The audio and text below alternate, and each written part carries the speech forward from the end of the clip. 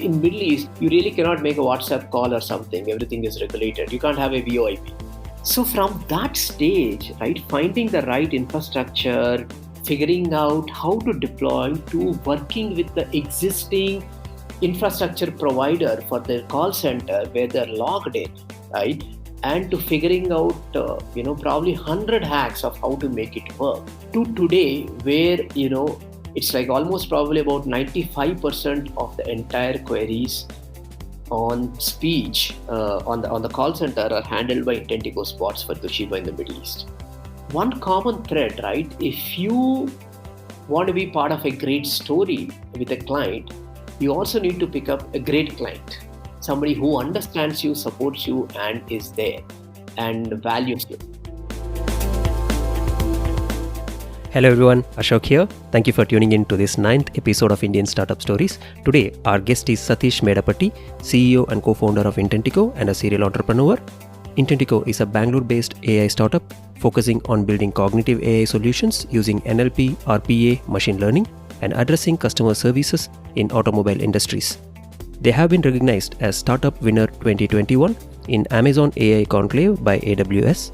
Apart from Intentico, Satish is also an advisor for other companies dealing with AI products, and he's a visiting faculty member at IIIT Sri City in Andhra Pradesh.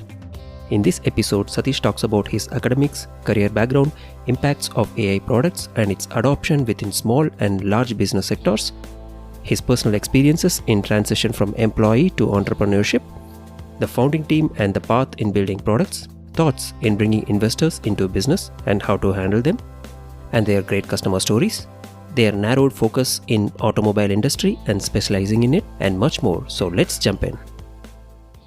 Hi Satish, thank you for coming on Indian Startup Stories today. Welcome. Thank you, Ashok. Thanks for inviting me and having me here. Yeah, my pleasure. Please share about your background, studies, and your initial career days. Sure, Ashok. I did my MBA from NIT Trichy. I did my bachelor's in mathematics, and I spent about 10 years close to across various geographies and various companies, such as Tata Tinplate, Genpact. It used to be called as GE Capital those days. And then with Emirates NBD, which is the largest bank in GCC. And then I also spent about 3.5 years or close to that in innovation labs at 24/7.ai.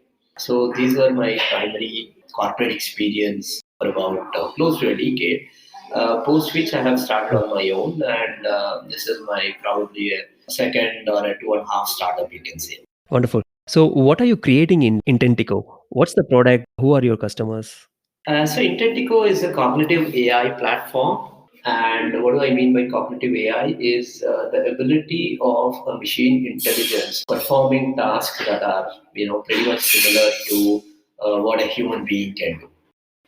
So what we do essentially is to mimic a human conversation wherever an enterprise has a conversation with a customer, right? We come in on behalf of the enterprise and we automate this conversation through machines, okay, that can talk to customers, much like you and me are talking to, right? So that is what we do, and it can happen in speech, it can happen in chat, it can happen in a mix of both. That's nice. How did it all begin, Satish? The ideation phase and the initial start? See, the ideation was, because of my own experience in a previous company that I worked for, Innovation Labs in 24/7. So from there on, it was, very clear. So that was like about, 2000, maybe around 2012 is when I left, I think, 2012, early 2013. So that was quite a long time back, maybe about 8 years back. And then I started a couple of consumer companies. The learnings have been immense. But then, once we did not succeed as much as what I would like to have it, that's when I said that, okay, I'm going to do something that I'm very clear about, which I've been there, done that earlier, with my prior experience and domain expertise. And then when I looked at this industry, honestly, this has not changed in a decade. Right? From 2008, I knew this industry. And, except for moving to the cloud, not much has changed.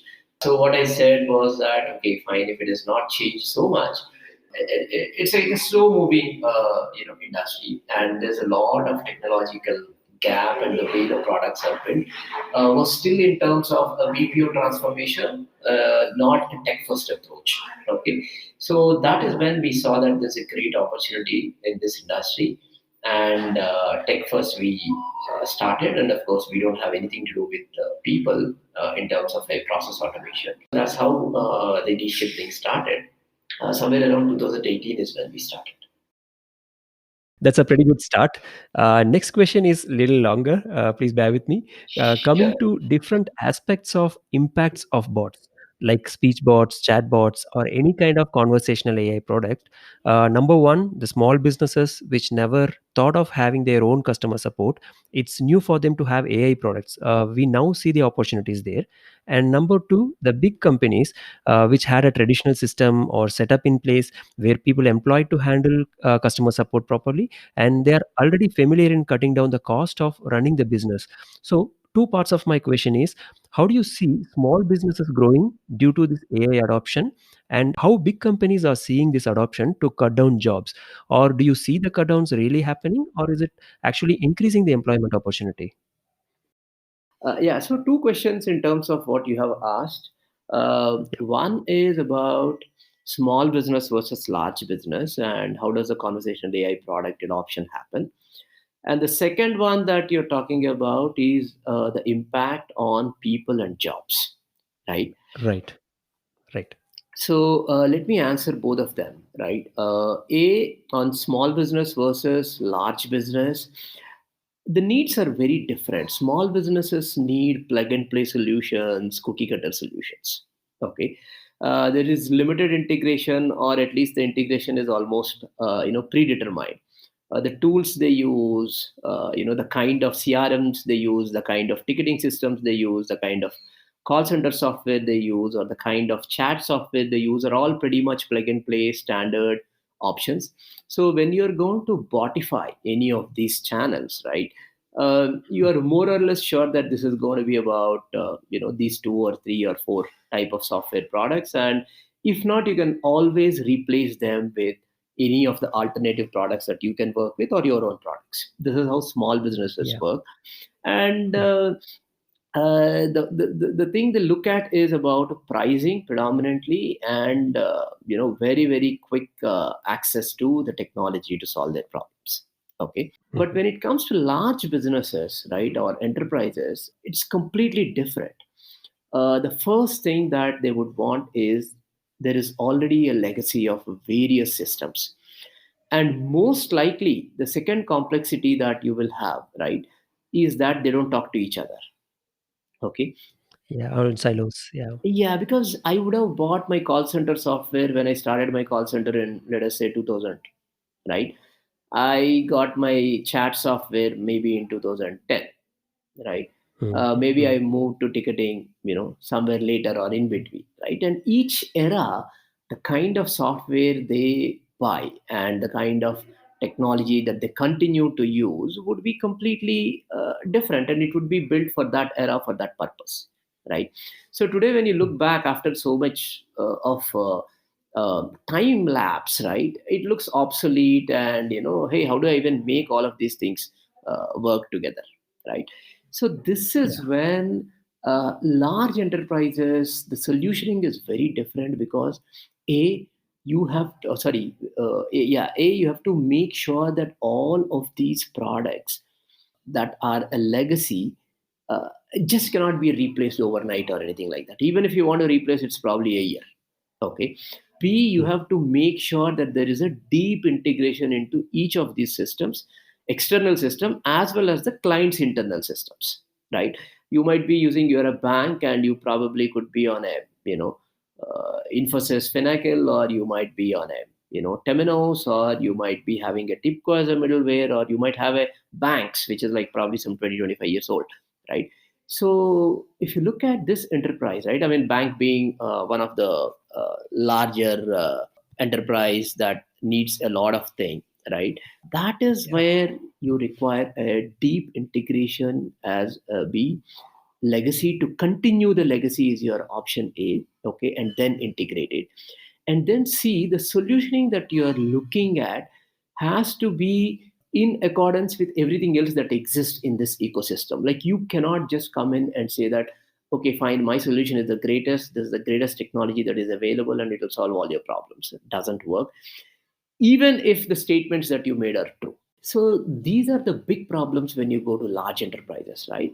One is a legacy of a system, B is the integration, C is about how you fit into this current ecosystem. Okay. And then of course, move the metrics which are, which could be anything, right? Which could be a cost, which could be a revenue, which could be a customer experience, whatever is the metric that you're targeting. That is Mhm. something that comes in as four, but the first three become very, very important for a large enterprise, right? Yeah. And you also get into additional complexities. Compliance is a very, very important aspect of any large enterprise implementation, True, true. Yeah. right? Security, infosec. So you need to pass through probably about 8 to 10 gates before you can actually see your solution being live.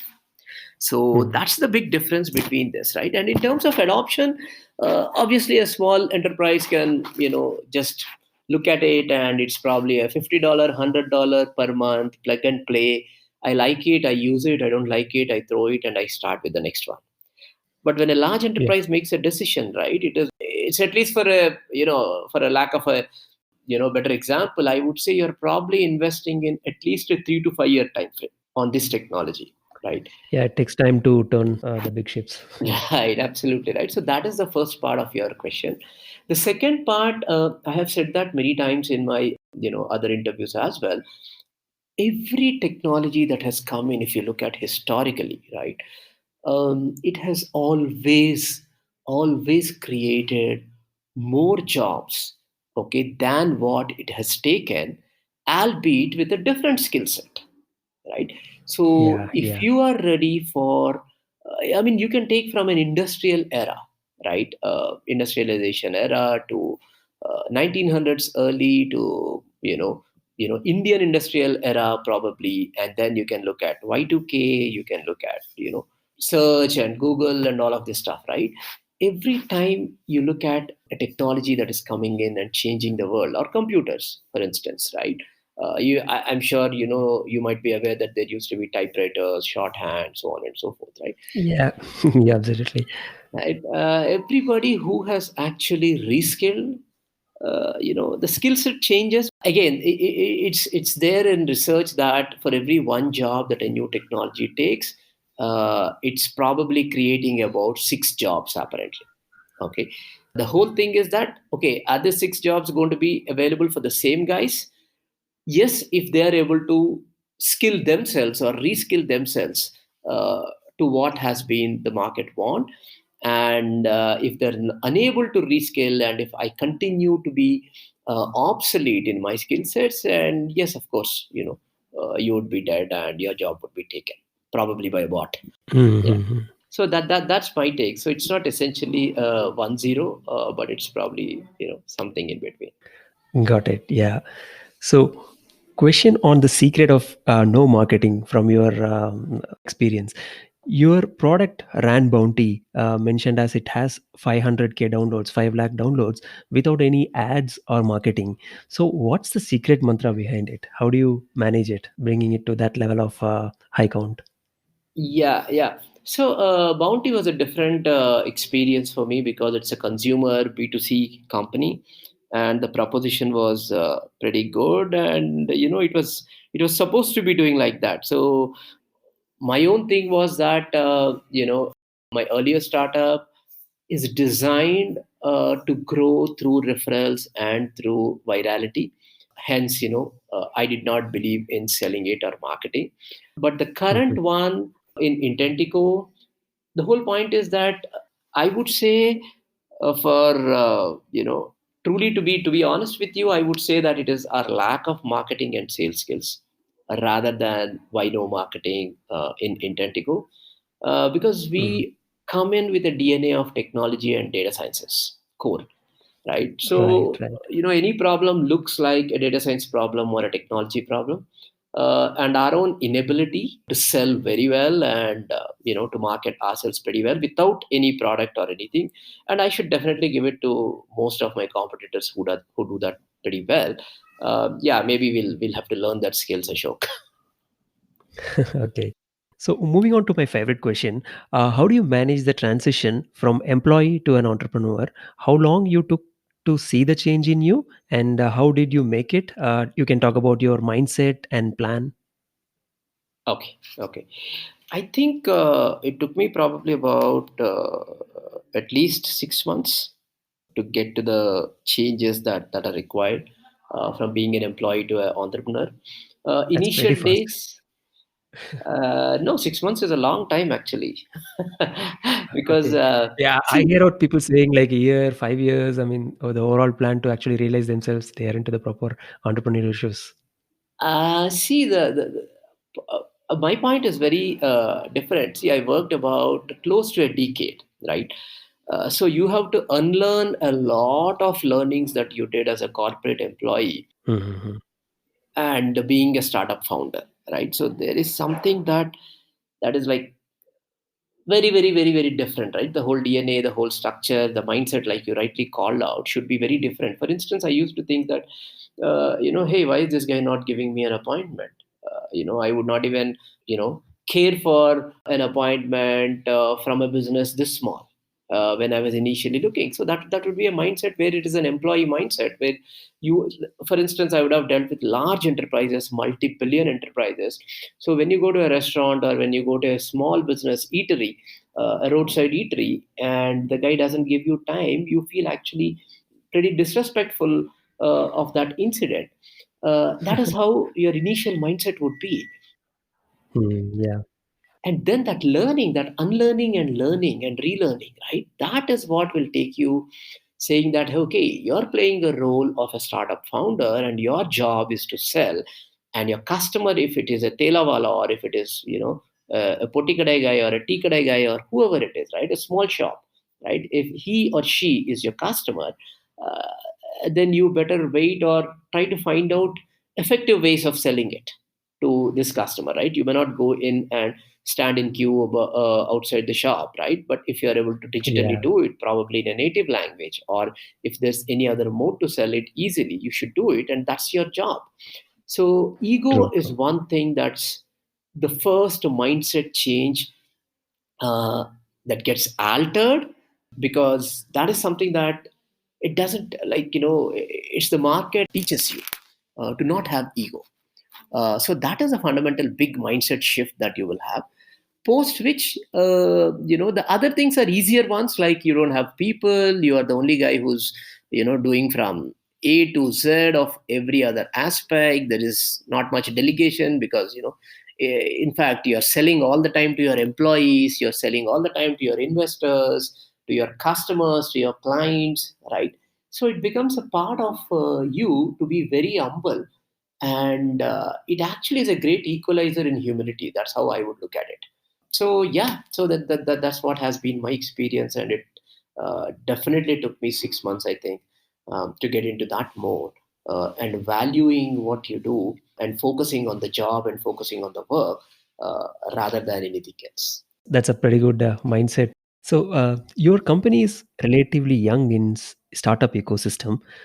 Started in February 2018, and last week your company was awarded in Amazon AI Conclave under logistics, manufacturing, and transportation category. I believe not an easy milestone to reach in 2 years. Congrats on that. Uh, I was there in virtual conclave witnessing it. I believe on 28th of Jan. This must have come to you riding through a lot of challenges. Please speak on a few challenging instances, and how did you address them? Who helped you, and how did you handle those things? Okay. Thanks for reminding us about a couple of wins. It feels good, because Yeah. typically as a startup founder, you're from morning to night, you're only hearing about problems. So, celebrating Yeah. small wins and listening about that is good. Thanks, Ashok. Welcome. Yeah, so I think I should give the credit to AWS as well as your story and all the mentors and people who have been part of that 10-week rigorous program of AWS and your story events. So they did a great job in terms of helping with mentorship, helping with fine tuning certain aspects of the business, and so on and so forth. Mhm. And most importantly for us, it has been a great learning in terms of the market, or maybe a product market fit, I would say. Right. Initially we were a horizontal, uh, doing a conversational AI or a cognitive AI platform for about 3 or 4 sectors. Okay. Once we started looking at that market traction, right, and the market is the best teacher in my mind. So we have realized that focusing on one vertical is probably good, and we started with an anchor client, and we worked for about 12 to almost 15 months rigorously with them to understand all the nuances of that vertical. And that's when we were able to shape ourselves into a vertical pass business. And who helped, to your question, like I said, for an event or the award, it is the 10 weeks of help that we got from your story and AWS. And in terms of the bigger one, I think it is the market that taught us. The wonderful customers and clients that we have, they have been a constant inspiration in terms of understanding and realizing what is missing and what we need to aim for. Okay, that's pretty nice. Now let's talk about your team. Did you start as an one-man company, then you got your co-founders and formed this team, or how did you manage it all around if you were individually doing it in the initial days, or if you already had your team, how did you manage the conflicts you faced before you kickstart the businesses? Okay. Great question. I think it is a team, to be very lucky about it. We have always been lucky in terms of having a good team, rather a great team. In my first one also, I had a very wonderful team to start with. We started with the team, figured out who are all the people whom we need to have. Then we started going after the market, or going after building the product. And in terms of Intentico, I was very lucky to have two or three of them, 3 or 4 of them, in fact, 4 of my earlier startup employees continuing to be Mhm. building Intentico with me. So it was, Okay, that's great. yeah, it was a founding team, and they're awesome guys. So I was very lucky to have them, and I continue to have the key guys even today. It's been so many years of relationship with us. So that is one thing. It's always a team. A one man, of course, you can do, but sooner or later you would need the team to start doing it. And coming to the second part of challenges, and the third part is conflict. Challenges, I think, Ashok, are innumerable. Yeah, yeah. You have a money problem, you have people problem, you have resource problem. The biggest thing being time and focus. What are you going to focus on within this time, right? What are you going to prioritize? Why are you going to build this, right? Everything is a punt that you're taking, right? So challenges are many. Right. And money, of course, has a big challenge always, right? How are you going to pay? Like, the cycle of 30th and first moves very fast when you're a founder, right? When you're an Yeah. employee, it's probably the longest. That's the Einstein's relativity sort of example, right? True, true. So those are all the challenges. I would not want to dwell into, because they're innumerable. Each of them is a different challenge. At different stages, teach you how to overcome different challenges. Right, where the initial stages, product is not built. You have a product. You don't know your first customer, how to get your first customer, go to market strategy, initial 5 customers, 10 customers, so on and so forth, right? And in terms Mhm. of conflict, that's a fantastic question in my mind that you have asked, because it exists everywhere. It exists in the smallest nuances of a Yeah. product feature, and it exists in the biggest strategy of the company that you're taking. And the people who are with you are definitely going to ask questions. So how we resolved is, I always had a framework for conflict management. There are multiple frameworks out there, and I used to follow one of them, or whatever is convenient to me at that point of the time. So the first thing is, that is the goal aligned or not? That is the first thing that I used to be very clear Mhm. about, with all my founding team, saying that, hey, this is what we are going to achieve. And why are we going to achieve this, and why this goal and why not something else, is because of ABC reasons. Okay, so this is how I used to start. And was it convincing enough for them, or was it not convincing enough for them? They would obviously come back and say, hey, you know what, Satish, this makes sense, but this you say is not making sense. And then we will have a very healthy debate, keeping aside anything that is personal or opinionated, and having the goal and the objectives in mind. So once you have that, right, it becomes very easy to have a very uh, healthy discussion. And at the end of it, it comes down to data. It also comes down to a bit of a gut, and it comes out to the founders bet on what you think is probably going to work, right? So once you Yeah. make this why we are doing what we are doing very clear to everyone, and then there's a sound logic to it, eventually the conflicts are going to be very, very limited. Right. So you're having the goal as a common objective and a framework to handle the conflicts. Nice. Right. See, like how assertive are you, right? How knowledgeable are you in terms of the goal?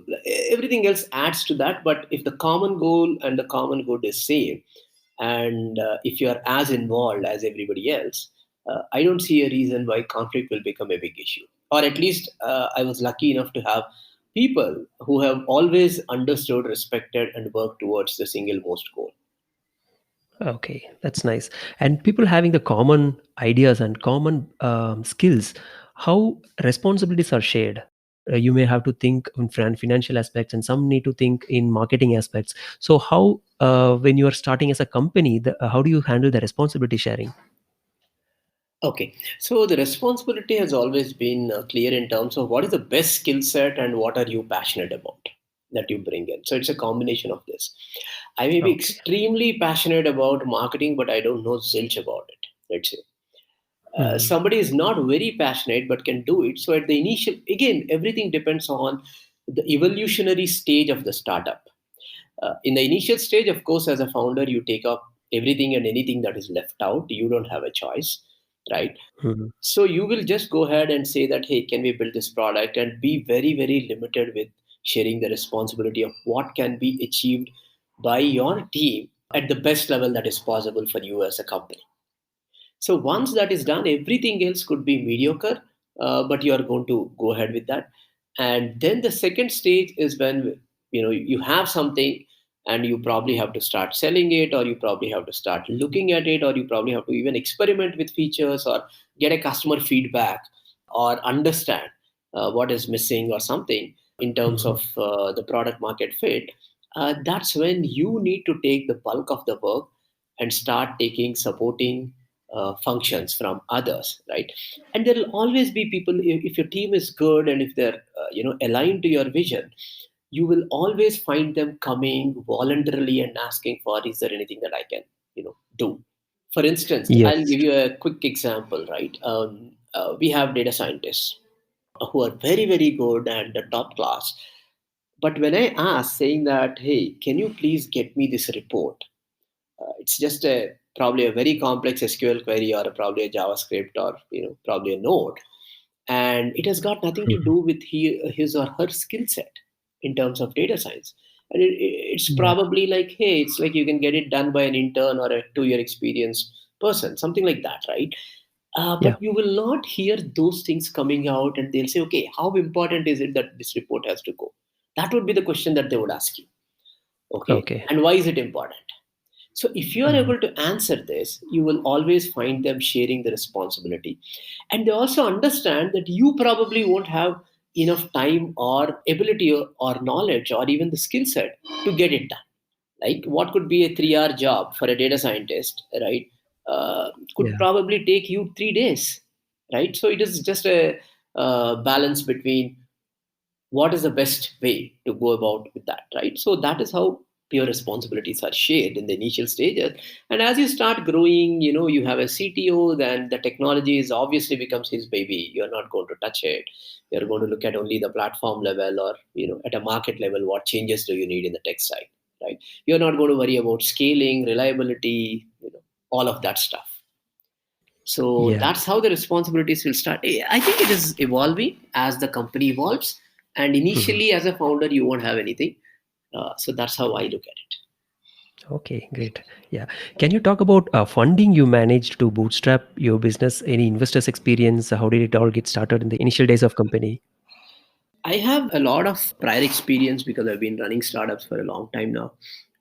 In terms of, yeah, it's always good to bootstrap, build a small MVP, a minimum viable product, show at least a customer or a traction, and preferably a paying customer. And if you have that, I think that's when you should start looking at having an angel round.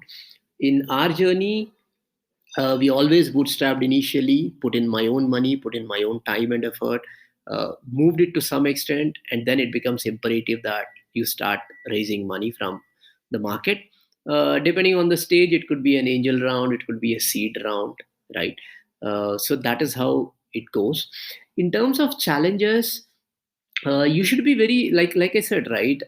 It is a business that you are pitching. There is nothing absolutely personal about either the investor or about you, right? So it is about the Yeah. business. Somebody may like it, somebody may not like it. So once you are passionate about your business but dispassionate about the result of what you pitched, right?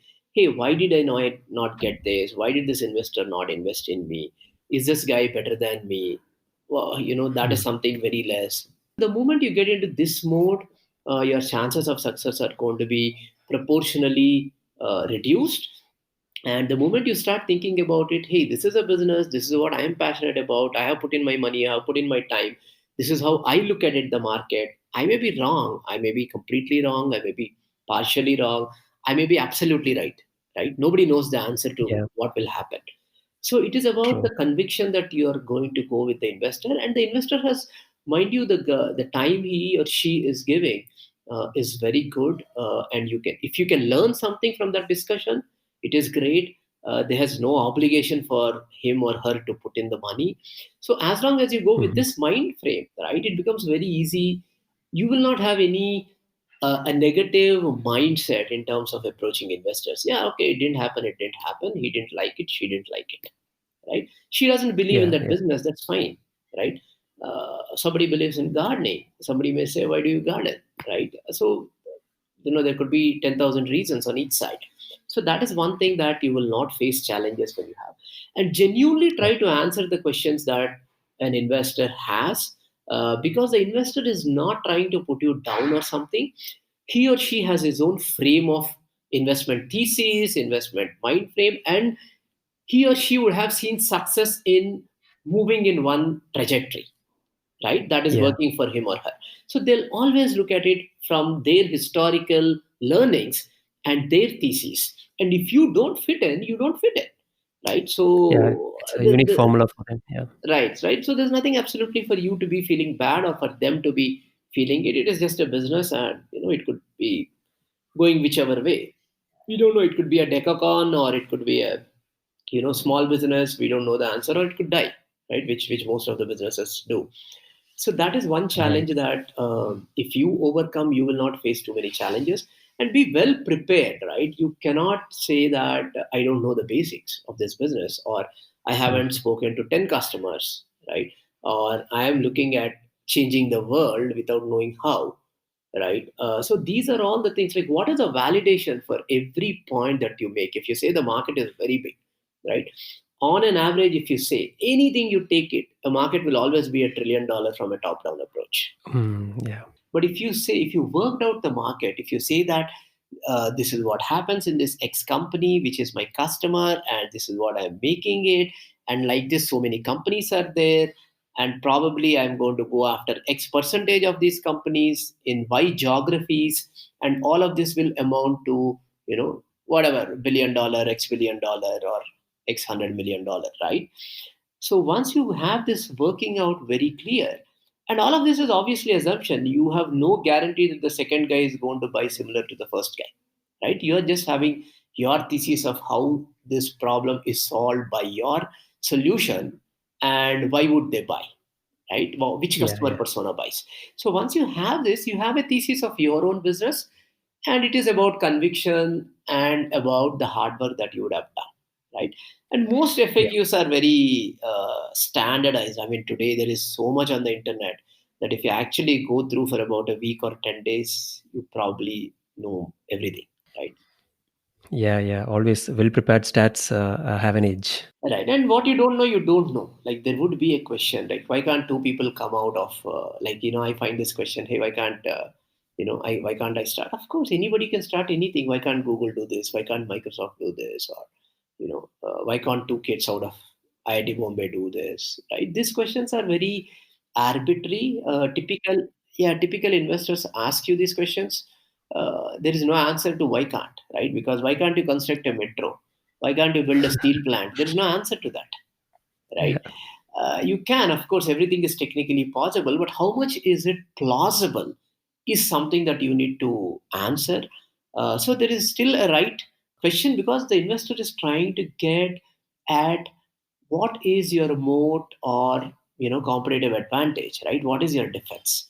So he's just trying to figure out whether you have a conviction or whether you have worked out something or whether there is something truly unique about a competitive advantage that you have built, right?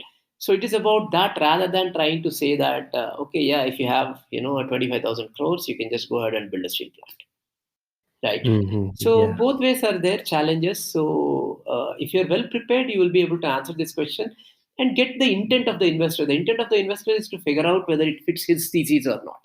So if you, as long as you're good with that, I think you should be good. Great. Sorry, it was a Yeah. long answer, I think, right? No, but much needed answer. Thank you. So when was the first moment of relief in Intentico since the inception?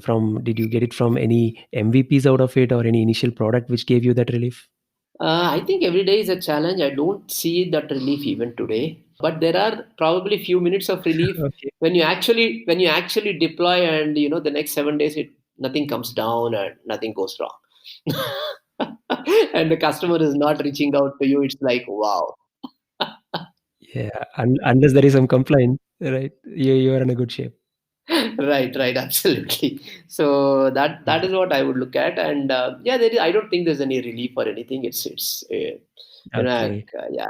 Okay. Any specific customer success stories, which is a kind of a pride moment for you, like being part of your customer's journey?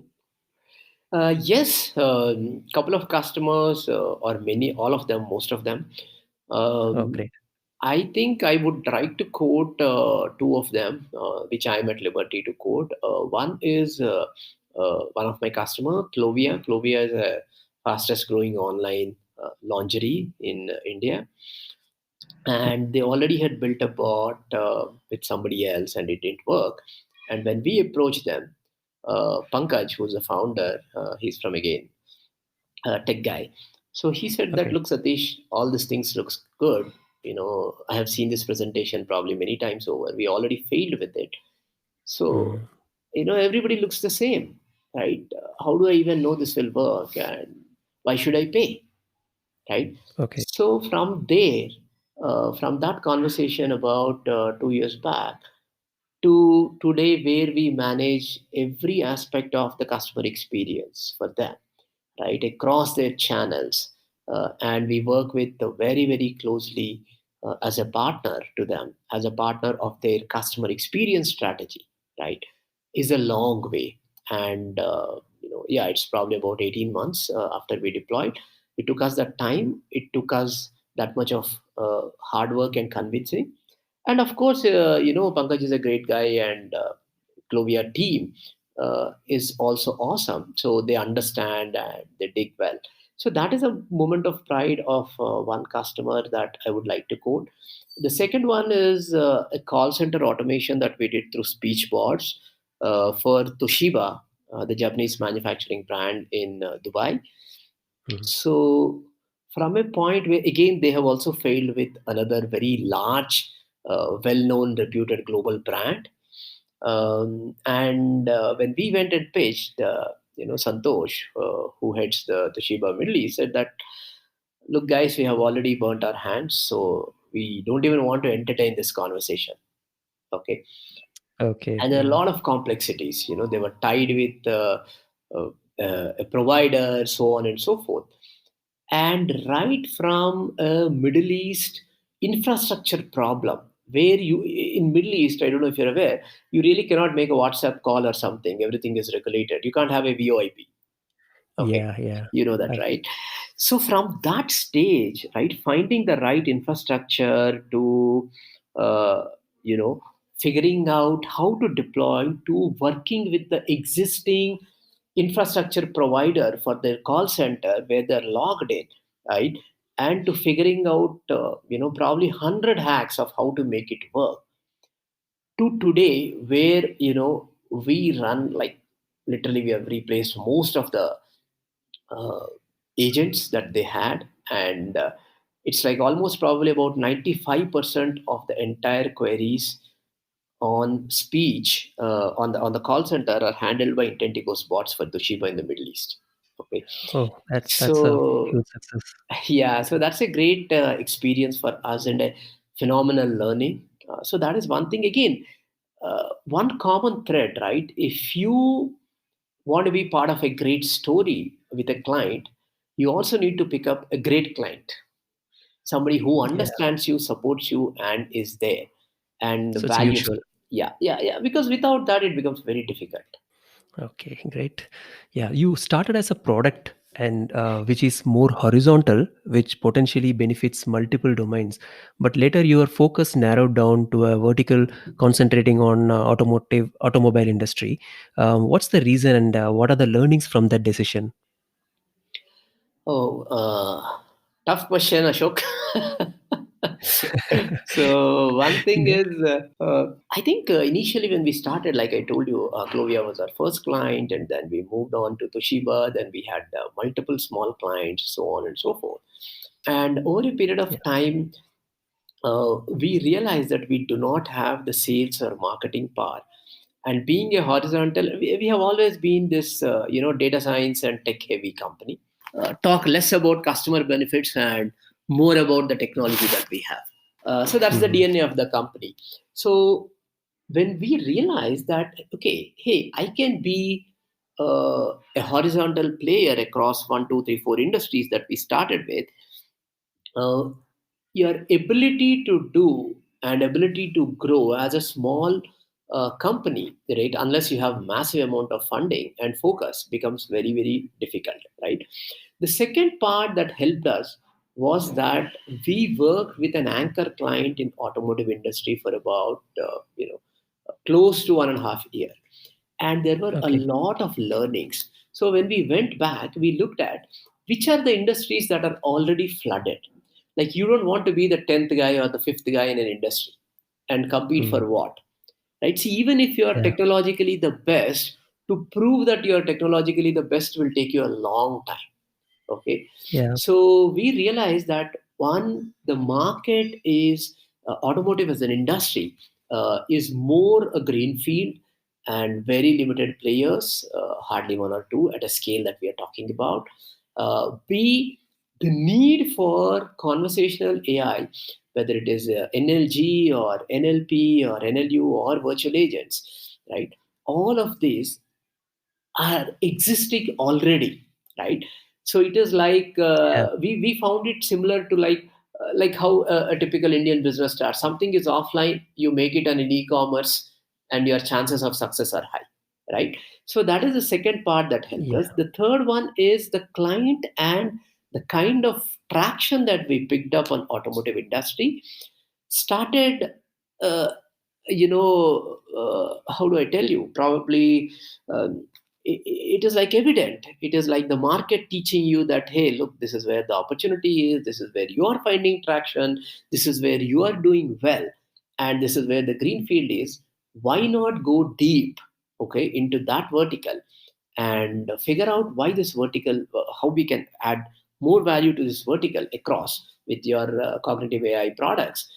And then, probably a Mm. year and a half, 2 years later, we can always look at the other industries once we are well established in one vertical. So that is how it happened. It's a product, it's a learning of market, it's a learning of our own experience with our anchor client, and it's a learning of what could have been the easier and smarter solution to build scale. So that's how it happened. Okay, that's great. So you are helping multiple customers to adopt AI solutions, which in turn scales their businesses. How are you scaling your business? Any ideas to share? Any plans? Got it. So one is we have always been a deep integrated platform and product company, and this is also one of the reasons why we had to pivot to a vertical pass company, because when you are everything for everyone, you need a lot of resources and time and a lot of maturity in the organization. So when we started focusing on the automotive as a vertical, there are probably about 3 or 4 players who does the CRM, who does their dealer management systems, and so on and so forth. Right, so it becomes very easy for you to focus and integrate with the existing players, and it becomes much scalable a solution, because you just have to do it 3 times or you have to do it 4 times, and you probably would have covered 70-80% of the market. Right, that is one. The second one is, while we are building, we are always conscious of scale to the next level. Okay, like, I do not want to scale to a billion transactions in a month today, when I don't see an opportunity of that today. Right, okay, can it be a million transactions a month that we are looking at it, and are we finding it in the next 6 months? That is how I look at scale, right? Whether it's infrastructure, whether it is people, Mhm. whether it is process. Right, for the next 6 months, am I well equipped on the best case scenario, and also making sure that, on the worst case scenario, you're not losing too much, you're not risking everything. Right, so that's how we scale. Of course, all the processes are there.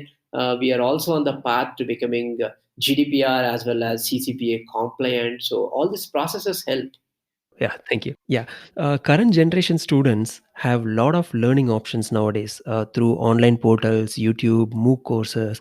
Do you recommend students to get a job, work, and then later think about the business, or you recommend to have a business mindset while they study before starting work in any company?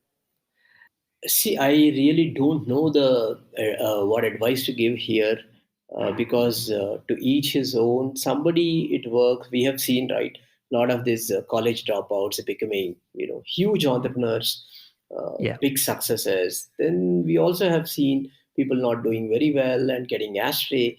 So I think it is dependent on the personal thing. And if we are looking at a general segment of advice, I think the student has to be very, very clear as to what he or she wants and at what Mm. stage. Okay, so if that is happening, that's when you would be sure. So, for instance, I know a couple of people who were doing their second year engineering in NIT Trichy and dropped off to start building companies. Okay, Mhm. and I also know people who have spent a decade plus or whatever and then started building. Right, so I don't know. There is no right or wrong answer. There is nothing absolutely. It depends on 100 other circumstances as to can you even survive, right? Yeah. Uh, everybody wants to build, like, I want to build a big unicorn or a decacorn, right? One, is your idea so powerful? Can you execute it? Do you find the product market fit? Is the timing right? Right? Do you have the right team? Are you seeing the traction? We don't know, right? So based on all these aspects is where somebody has to take a call, rather than saying that, hey, I'm going to go and work and do it or something. We don't know, right? So Mhm. I Yeah, would yeah. not want to advise either ways, because it is very unique and circumstantial. uh, can I take that risk at this moment or not? Right, Yeah. can I afford to Calculated take that? risk. Yeah, absolutely, Yeah. right. I mean, if you're Right. struggling to complete your studies, or let us say if you're so weak in something, right, I don't know if it is a wise move to stop studying and start building a this one. I don't know the answer to that, right? So that's how I Okay. look at Yeah. it. Sure. Yeah, genuine answer. Thank you. Yeah. So moving on to the next segment of this episode, rapid fire round. Oh, okay. Yeah. What's the best thing that happened this month to you? The podcast. Oh, that's that's an honor. Thank you. Wonderful answer. Yeah. So your favorite leader whom you follow? Many for different aspects. I don't have one single role model. A couple of streams I like, what Steve Jobs talks Mhm. about, couple of things that Bill Gates or Mark Zuckerberg. Uh, I like a lot of other spiritual leaders as well. So Mhm. it's not really one. I like a lot of authors, okay, of what Okay. their thinking has been, and it's pretty relevant. So there's not really one role model that I would wish to, but quite a lot. Sorry, it's a rapid fire. I can't talk so much. Go on. No problem. No problem. Yeah. It includes the thought process as well. Yeah. So moving on. Your one childhood activity you still like to do. I like to play badminton. That is something that I used to Okay. as a child. And I listen to Oh, Carnatic music. I'm an avid listener, and I only listen to Carnatic music. So both I continue to okay. do. Nice, nice. So what is your one habit you have to stay calm? I don't have a particular habit because I think there is, there is so much that has happened in my life that there's nothing worse that this can happen. So yeah, it's fine. We have seen this through. This too shall pass. Okay, It is okay. more like a stoic philosophy of a Gita. Like you don't Yeah. expect the results, and you have to do what you have to do. That's it. Okay, nice. What does creativity means to you in one sentence? What does creativity mean in one sentence? Um, any problem that is uniquely solved with a value. Okay, great. Yes. So how do you start your day? I start my day actually with reading either a book or going through the news, and then a bit of stretches. Okay, that's a great start. An article or book you recently read, which you liked it? See, I keep reading every day, Ashok. So Mm. I don't know. A couple of things, many things stay with me. One of the things that I was reading is about uh, physics, mathematics intersection, and how an ancient Indian system could devise the exact measurement distance between the planets and Earth and all that stuff. Right. So it was very Oh, interesting for me to go through that mathematical equations and physics, or Einstein's some laws, and okay. or the time, the relativity of time in Earth versus something that is told in Puranas, and how do you equate it with mathematics and physics. I was just reading that article. It was very interesting, and I kept digging into it. And at one point, Okay. of course, you'll have time constraints and knowledge constraints as well. Very deep. Yeah. Nice. Yeah. So if you want to go back and change one decision in your startup journey, what would that be? If I have to go back, I think I'll go back to the first time that I started up. It's like about 2012, 13 era. I Mhm. would have uh, been far more logical about the product market fit. That is one thing that I would have been done rather than bullying my way through what I thought, was a great product. So that is one thing. So, when I Okay. started, I thought that, hey, this is a great product. This is going to be phenomenally useful to the world, and so on and so forth. And the timing of that, I would have really rechecked if I had to go back and check it. That's pretty much what I would have Okay. Nice. What's your retirement plan? done. I really don't know, man. I mean, this is like out of the blue. This is really out of the blue. I don't have one. I never thought about it so far. I'm still a struggling, young entrepreneur. Yeah, yeah, yeah. You are counted as yes. You're talking about retirement. No, I don't know. I have zero plans. I Okay. have nothing. I don't Great. know, I guess really. most of the entrepreneurs don't have retirement plan, and that's the plan. Yeah, maybe. Yeah. So great. So one tip to make your mentors available for you. I think one, you have to value what they bring into the table, and you have to convey to them that, let us say, if I take an advice from somebody whom I consider as my mentor, and if I go back and implement, the first thing that you need to do is to make sure that did it with the right spirit. And once you do it, go back and check with the result and have that theory validated or invalidated, whichever it is, right? So the feedback mechanism for a thought or an idea or an action plan that a mentor gives you is the kick that the mentor gets out of it, right? Did it work? Did it not work? And if it worked, why? And if it did not, why? Right? So that is one way of engaging. And when you engage at a thought level or at a intellect level, you will obviously get the time that you need from your mentors. That's wonderful. That's the end of rapid fire. For people who don't know about you and your company, where should they look for? I think whenever for people, I think if you are a technical person or no, I think I should start looking very differently. If you're somebody who can sell anything to anybody, probably you should hit us up because we have always been lacking in sales and marketing. And for companies that do not know us, our company name is Intentico. It's about human intent. I is the intelligence, and Co is just a company, so it's Intentico. And what it does is for automotive industry as a vertical, we actually solve your customer engagement, marketing, as well as customer service and part of your dealer and other problems. So hit us up on our website, on our Twitter. You can talk to our bot on our website itself and engage with. That's nice. Yes.